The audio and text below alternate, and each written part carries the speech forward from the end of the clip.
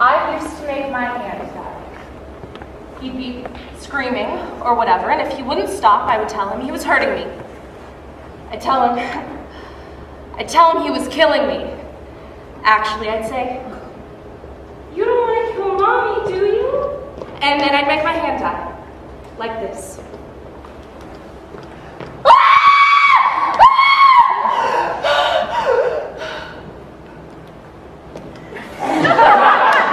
And he'd get this little look on his face, and he'd stop.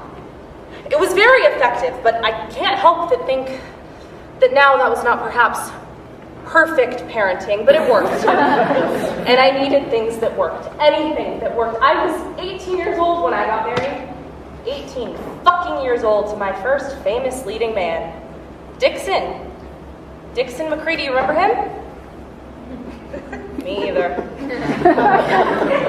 Jesus, the way he said his own name should have tipped me off. Dixon. Dixon McCready. Rhymes with seedy.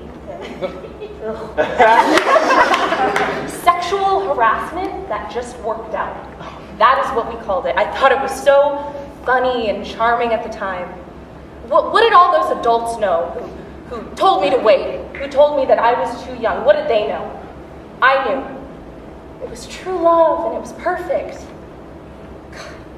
So, at 22, I had my first hit movie, my first tabloid scandal, and I was a divorced mother with a 2-year-old son.